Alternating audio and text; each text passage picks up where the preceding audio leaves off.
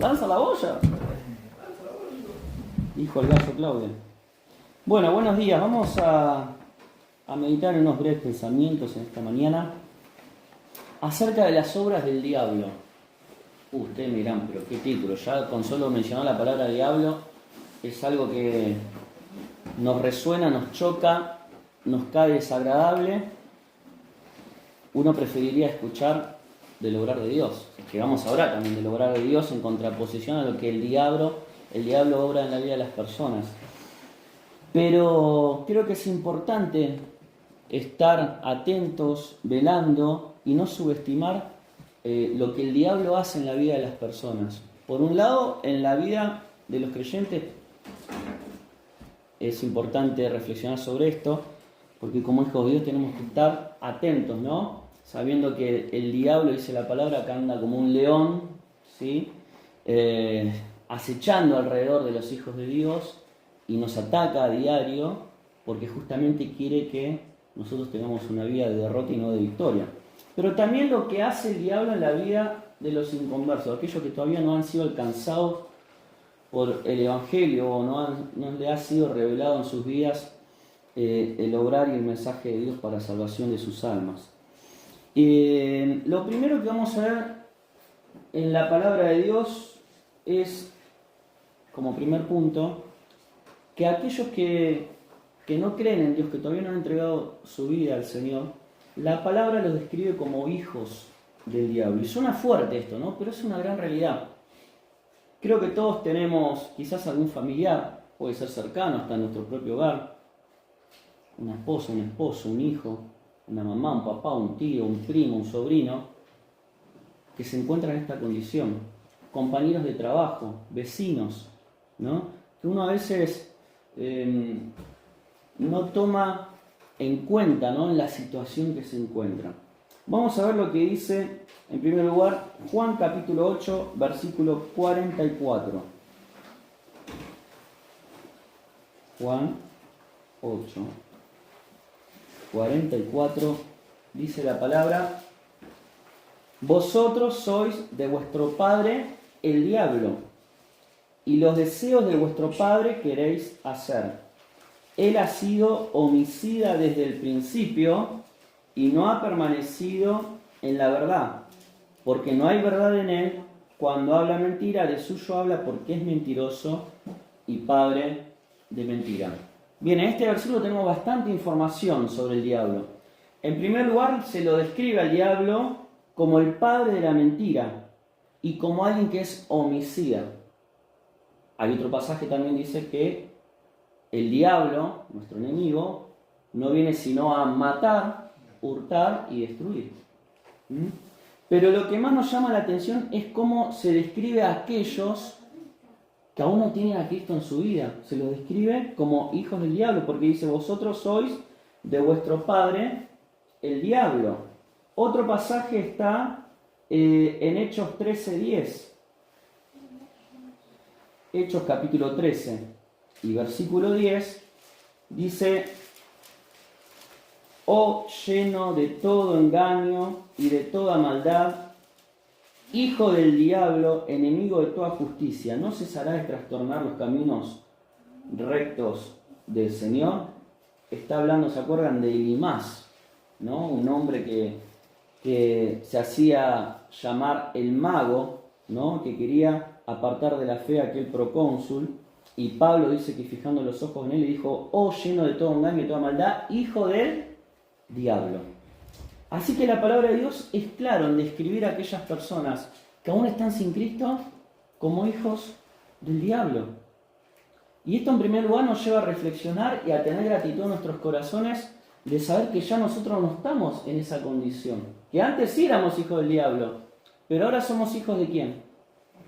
De Dios. Gratitud por un lado, pero por otro lado, a sensibilizar nuestros corazones de saber que aquellos que aún están sin Cristo están en esta triste condición. ¿Tenés algún familiar que hoy está en la familia del diablo y no en la familia de Dios? ¿Tenés algún compañero de trabajo? Seguramente, vecinos. Somos nosotros los que tenemos que llevarles el mensaje. ¿Y por qué se lo describe como hijos del diablo? En primer lugar, porque son desobedientes a Dios.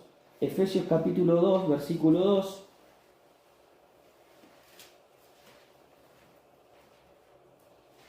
Dicen: los cuales anduvisteis en otro tiempo, siguiendo la corriente de este mundo, conforme a ¿quién? Al príncipe de la potestad del aire. ¿Quién es el príncipe de la potestad del aire? Satanás, el espíritu que ahora opera en los hijos de desobediencia.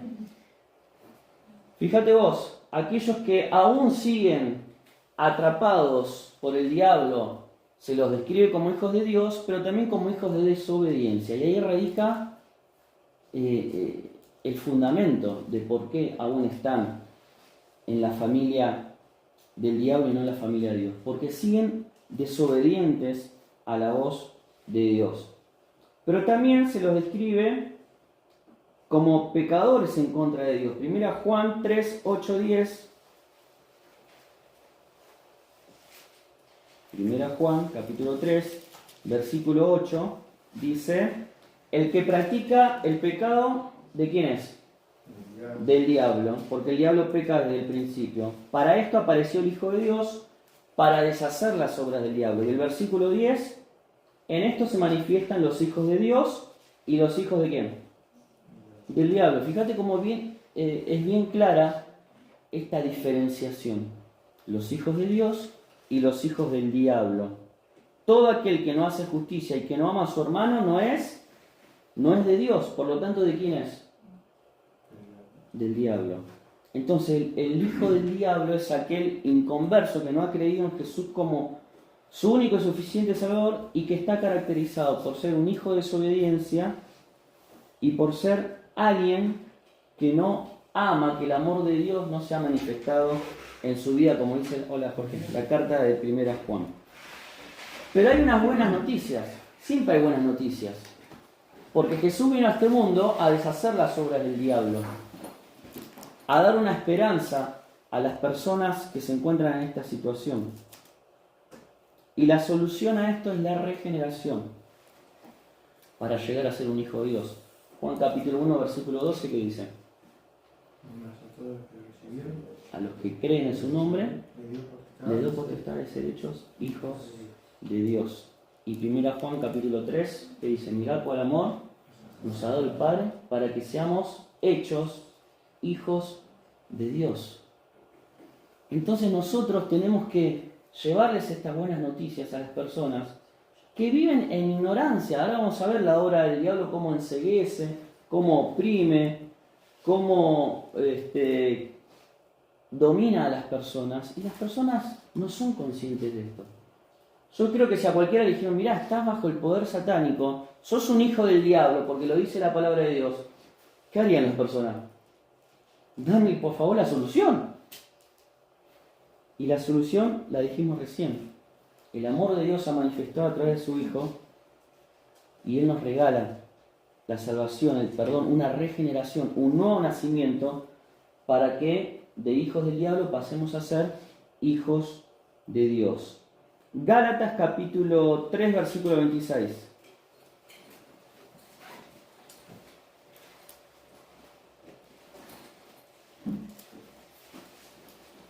Dice: pues todos sois hijos de Dios por la fe ¿en quién?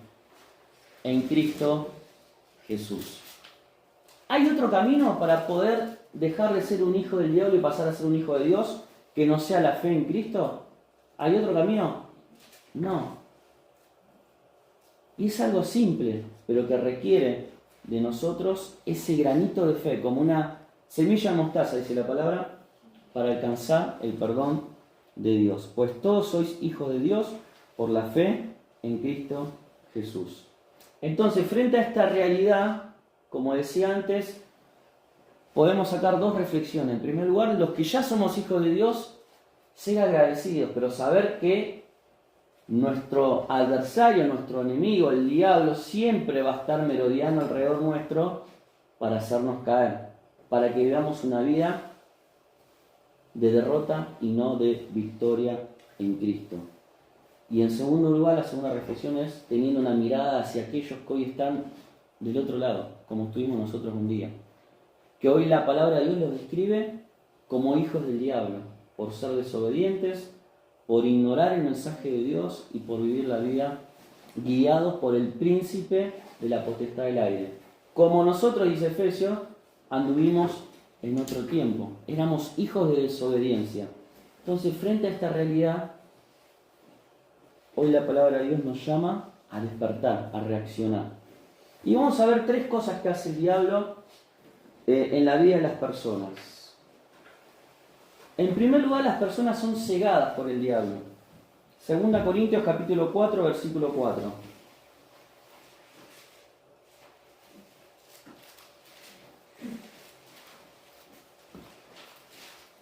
Entonces, primer obra del diablo en la vida de las personas es cegarlas. Dice, vamos a leer desde el versículo 3. Dice, pero si nuestro evangelio está aún encubierto, entre los que se pierden está encubierto. ¿Sí? Entonces está hablando de personas que aún no se les ha revelado toda la verdad del evangelio, está encubierto, está velado, y por lo tanto está en una condición de perdición. Porque dice, entre los que se pierden está encubierto. ¿Y por qué está encubierto el evangelio? Versículo 4. Porque el Dios, pero fíjate que dice Dios en minúscula, de este siglo, ¿y a quién está haciendo referencia? A Satanás, al diablo. El Dios de este siglo cegó el entendimiento de los incrédulos para que no les resplandezca la luz del evangelio de la gloria de Cristo, el cual es la imagen de Dios. Cuando nosotros fuimos alcanzados por el evangelio, nos resplandeció la luz del evangelio de la gloria de Cristo. A través de Jesucristo nosotros vimos a Dios y nos sentimos tan miserables, sucios y pecadores que nos rendimos ante sus pies y entregamos nuestra vida a Él. Aceptamos su perdón, su gracia, su misericordia. Ahora, por ese amor de Dios, como leímos en 1 Juan, somos hechos sus hijos. Pero hoy las personas viven cegadas. Acá se los describe como los incrédulos, los que no creen. Están cegados. Tienen el entendimiento entenebrecido. ¿Qué significa entenebrecido? Oscurecido significa, ¿no? Y donde hay tiniebla, donde hay oscuridad, donde no se ve, ¿cuál es la solución? ¿Prender la luz o no? O cuando se corta la luz, que acá lo hemos experimentado en varias oportunidades, vamos con la luz del celular y si no tenemos batería vamos a tienta buscando alguna vela. Y qué importante es la luz para ver con claridad. Y en el plano espiritual, qué importante es que aquellas personas, los incrédulos, los que tienen el entendimiento cegado, entenebrecido, oscurecido, les resplandezca la luz del evangelio de la gloria de Cristo, el cual es la imagen de Dios. Qué hermoso es cuando una persona comprende el evangelio, ¿no? Y abre sus ojos. Como yo lo que recibí un regalo, ni se imaginó cuando abrió esa billetera que había fila. Lo miré yo, se le abrieron los ojos, como 2 monedas que le pusieron los ojos. Y qué hermoso es cuando la luz del evangelio llega a la vida de las personas.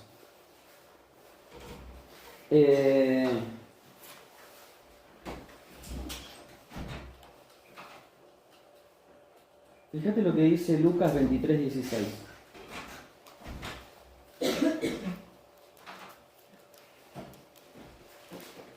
Lucas 23:16. Allí se describe cuando Pilato le dice a la multitud que estaba ahí, que no querían saber nada con Jesús: miren, yo no hallo ningún mal en él, así que lo voy a soltar. Pero la multitud decían: fuera con este, suéltanos a Barrabás. Es decir, ponían frente a ellos a Jesús, el Hijo de Dios, el justo, el santo, que no había pecado en él, la salvación, el camino a Dios, y en el otro lado tenían a un homicida, lo peor de la sociedad, a un pecador que era Barrabás. ¿Y a quién eligieron? A Barrabás. Y un poco hoy pasa esto en la sociedad en la que vivimos. Uno le puede decir a las personas, mirá, este es el camino, la verdad y la vida. Es la entrada al cielo. Es tener una relación con Dios. Es tener una vida plena en Cristo. Y la gente sigue eligiendo Barrabás, ¿o no es así? Sigue eligiendo el pecado, la maldad, las adicciones, la inmundicia. Y uno dice, pero ¿cómo puede ser? Están cegados por ignorancia, por incredulidad, por ser obstinados, ¿no? Por cabezas duras. Entonces, así como vimos que aquellos que son hijos del diablo necesitan la regeneración en sus vidas, aquellos que están cegados por el diablo necesitan la iluminación. La iluminación. ¿Para qué? Para poder ver y entender el plan de Dios para su vida. ¿Y quién es el que da esa luz? Dios. 2 Corintios 4:6. 2 Corintios 4:6. Porque Dios te mandó que de las tinieblas resplandeciese, ¿qué cosa? La luz. Es el que resplandeció ¿en dónde? En nuestros corazones. ¿Para qué? Para iluminación del conocimiento de la gloria de Dios en la faz de Jesucristo. Entonces, por un lado el diablo tiene a las personas enceguecidas, ciegas, ¿no? Como estaba esa multitud que Pilato, un incrédulo, decía, yo no encuentro mal alguno en esto. No, crucifíquenle, vamos con el otro, soltá a Barrabás. Están ciegos, no quieren ver o no pueden ver. Pero sin embargo, estas personas pueden alcanzar la luz en su vida por medio de Dios, que mandó que de las tinieblas resplandeciese la luz, y esa luz resplandeció en nuestros corazones. Algo parecido le pasó a Pablo cuando también estaba ciego, por más que era religioso y que estaba convencido de que estaba haciendo lo correcto, perseguía a los cristianos, a los seguidores de Cristo, hasta que se encontró con la luz del Señor. Fue tan potente esa luz que resplandeció que él cayó rendido. ¿Quién eres, Señor?, le preguntó primero. ¿Qué quieres que haga? Y el Señor trajo luz a su vida.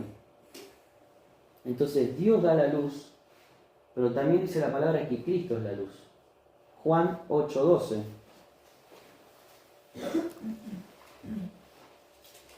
Juan 8:12. Otra vez Jesús les habló diciendo, yo soy, ¿qué cosa?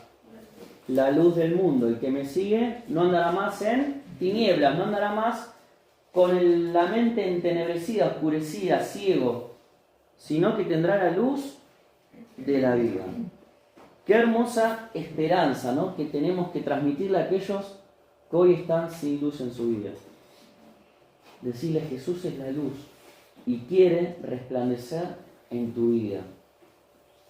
Dios puede cambiar tu realidad a través de esa iluminación.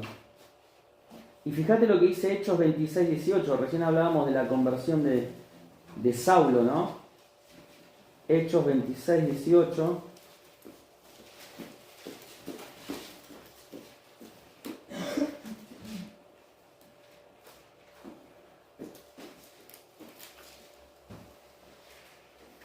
Dice que Jesús le dice a Saulo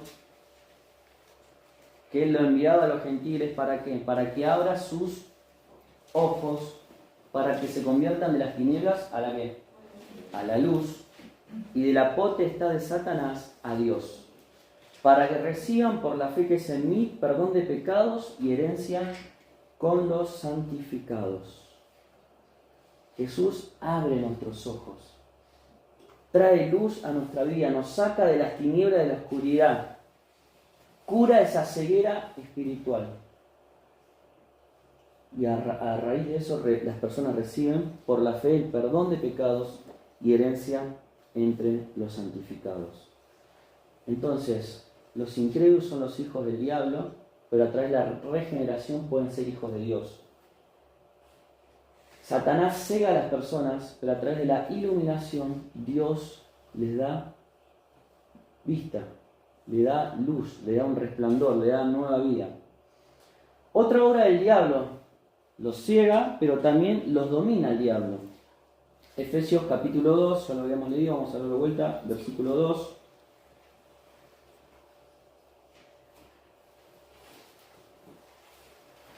Dice que antes de Cristo, en otro tiempo, vivíamos como siguiendo la corriente de este mundo, conforme, es decir, tomando la forma o haciendo caso a las directivas de quién, de Dios no, sino de Satanás, del príncipe de la potestad del aire, el espíritu que ahora opera en los hijos de desobediencia, entre los cuales también todos nosotros vivimos en otro tiempo en los deseos de nuestra carne, haciendo la voluntad de la carne y de los pensamientos, y éramos por naturaleza hijos de ira, lo mismo que los demás.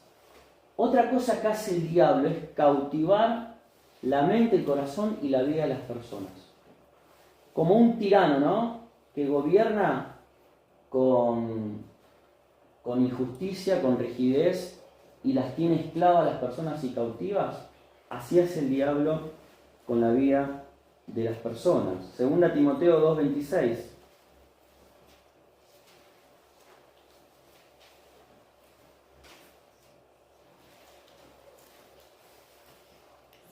Dice, y escapen del lazo del diablo en que están cautivos a voluntad de él.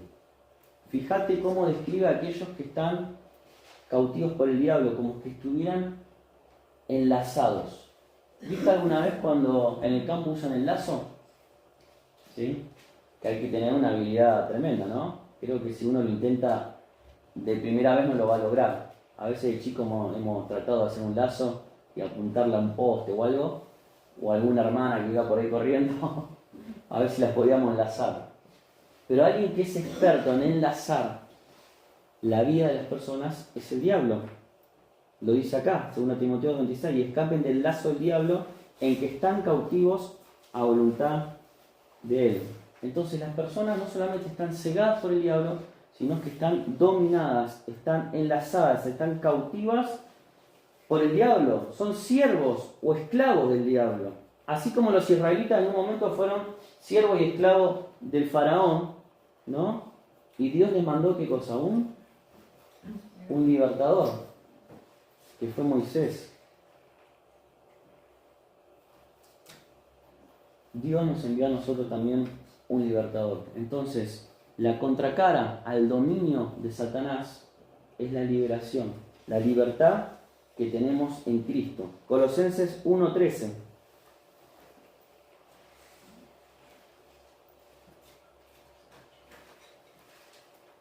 El cual nos ha librado de la potestad de las tinieblas y trasladado al reino de su amado Hijo. Fíjate que acá hay un traslado, ¿no? Es alguien que estaba cautivo, que estaba dominado por el diablo, fue liberado y fue trasladado al reino de su amado Hijo. Yo nunca estuve preso, pero me imagino que el momento más pleno de un preso es cuando, después de cumplir su condena, se abren las rejas y queda en libertad y puede volver a su hogar. Qué importante es la libertad que el pecador puede hallar en Cristo.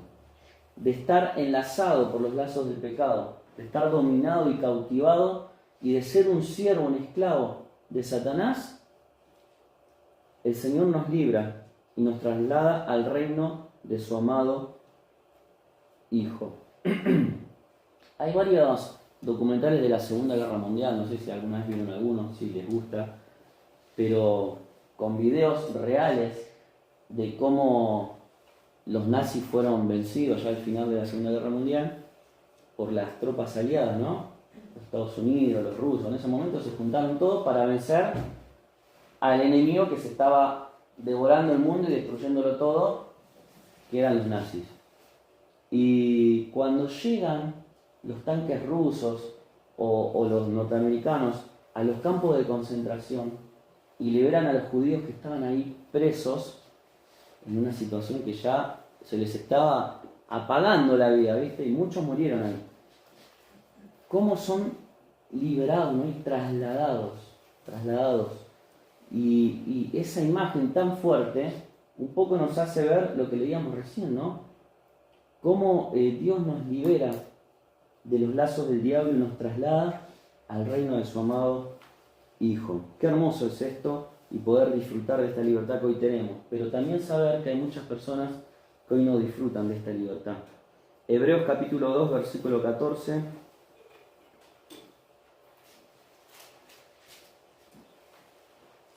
Así que por cuanto los hijos participaron de carne y sangre, él también participó de lo mismo, para destruir por medio de la muerte al que tenía el imperio de la muerte, esto es, al diablo. ¿Qué significa que Cristo participó de carne y sangre? Que se hizo hombre. No era su naturaleza la nuestra. Pero Él se hizo como nosotros, de carne y sangre, ¿para qué? Para destruir en la cruz, por medio de la muerte, al que tenía el imperio de la muerte, esto es, al diablo. Cristo ya venció. Ya lo destruyó al diablo. No tiene más poder. Pero para eso las personas necesitan creer en lo que Jesús ya hizo en la cruz. Qué libertad que podemos disfrutar nosotros los hijos de Dios y qué libertad gloriosa vamos a disfrutar también cuando estemos en su presencia. Juan 8, 31, 32, creo que algunos a veces se lo acuerdan de memoria. Así que si el Hijo seréis. Bien. Pero no era ese. Dije otro. Dijo entonces Jesús a los judíos que habían creído en él: si vosotros permaneciereis en mi palabra, seréis verdaderamente mis discípulos. Y el 32. Y conoceréis la verdad, y la verdad os hará libres. Ese era el que quería decir. Y conoceréis la verdad, y la verdad os hará libres. Ahora, ¿cómo una persona que vive dominada por el diablo, cautivo, enlazado, va a conocer la verdad? A través del mensaje del Evangelio que tenemos que llevarle nosotros, los hijos de Dios.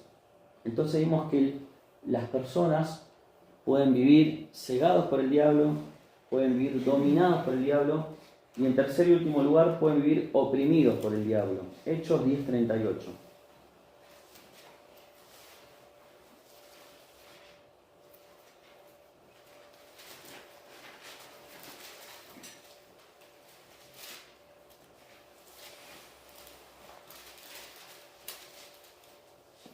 ¿Bien? Dice así: cómo Dios ungió con el Espíritu Santo y con poder a Jesús de Nazaret, y cómo éste anduvo haciendo bienes y sanando a todos los oprimidos por el diablo, porque Dios estaba con él. La tercera obra del diablo que hoy vamos a ver es cuando el diablo oprime a las personas.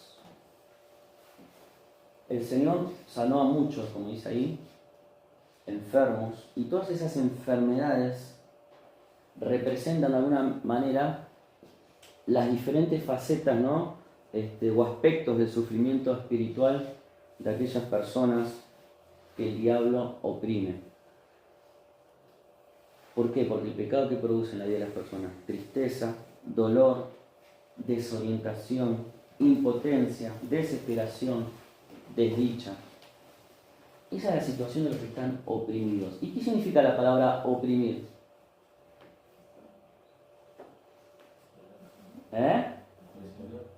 Sí, como contraer, apretar, ¿no?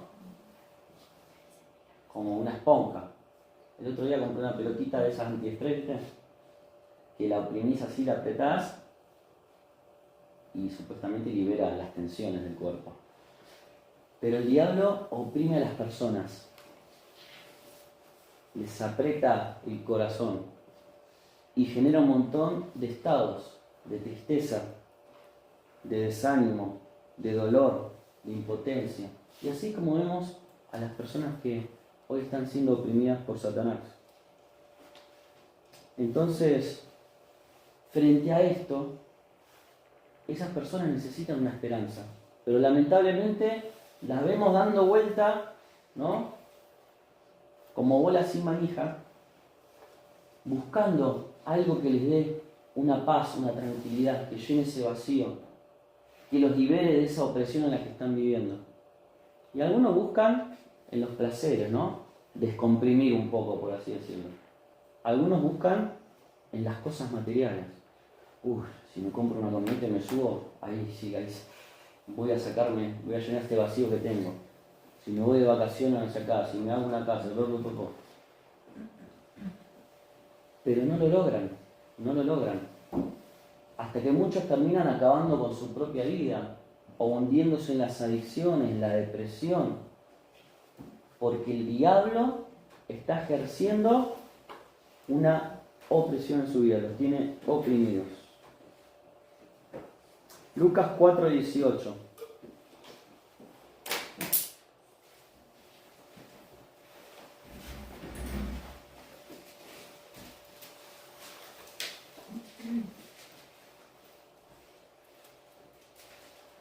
El Espíritu del Señor está sobre mí, por cuanto me ha ungido para dar buenas nuevas a los pobres. Me ha enviado a sanar a los quebrantados de corazón, a pregonar libertad a los cautivos y vista a los ciegos, a poner en libertad ¿a quién? A los oprimidos. Me encanta este versículo porque de alguna manera sintetiza todo lo que estuvimos viendo. Y cómo Jesús viene, hablábamos de cómo Satanás ciega, ¿sí? Y dice acá que viene a dar vista a los ciegos. Hablábamos de cómo Satanás domina a las personas, las tiene enlazadas, cautivas, y dice que viene a pregonar libertad a los cautivos. Y en tercer lugar hablábamos de cómo él oprime la vida de las personas y dice que pone en libertad a los oprimidos. ¿Quién sino Jesús? Y cuando comenzaba el mensaje decía, ¿no? ¿Quién no tiene algún familiar, algún ser querido? Empecemos por casa, por los que están más cerca, algún compañero de trabajo, que están pasando enfermedades, que están pasando divorcios, pruebas, tantas cosas, ¿no? Depresión. Y nosotros tenemos la solución a todo esto. Dijimos, ¿no?, que frente a las obras del diablo veíamos la contracara de lo que Dios puede hacer. Aquellos que se lo describe como hijos del diablo, se les ofrece un nuevo nacimiento, una regeneración. Aquellos que están cegados, Dios les ofrece la iluminación, traer luz a su vida. Aquellos que están cautivos, les ofrece libertad. Y a los que están oprimidos, les ofrece una esperanza. Qué lindo es saber esto, que nosotros ya lo hemos experimentado, pero que tenemos también esa oportunidad de compartirlo con otros. ¿Sí? Entonces, quería compartir estos pensamientos porque creo que muchas veces no se habla, ¿no?, de la obra del diablo, de lo que él viene a hacer en la vida de las personas. Sin embargo, lo vemos todos los días.